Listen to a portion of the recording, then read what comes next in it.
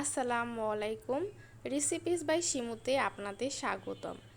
আজকে একটা নতুন মজার রেসিপি করেছিলাম, কাঁঠালের বিচি ভাজি।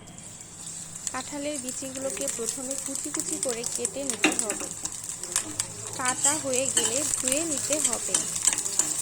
এরপর পেঁয়াজ কুচি ও কাঁচামরিচ কেটে নিতে হবে। কড়াইয়ে সামান্য পরিমাণে সয়াবিন তেল দিয়ে নিতে হবে। তেলটা গরম হয়ে গেলে পেঁয়াজ কুচি, কাঁচামরিচ কুচি দিয়ে দিতে হবে। পেঁয়াজটাকে ভালো মতো নাড়তে হবে। এরপর সামান্য মশলা, হলুদ গুঁড়ো, লবণ স্বাদ মতো দিতে হবে।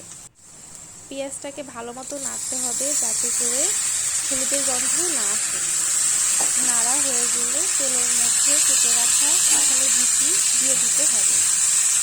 কাঁঠালের বিচিটাকে কড়াইয়ের মধ্যে এপিট ওপিট করে ভালো মতো ভেজে নিতে হবে। সুন্দর মতো মচমচা ভাজা ভাজা করে নিতে হবে। বাসায় একবার হলেও ট্রাই করে দেখবেন কাঁঠালের বিচি ভাজি খেতে কত মজা লাগে। ধন্যবাদ সবাইকে।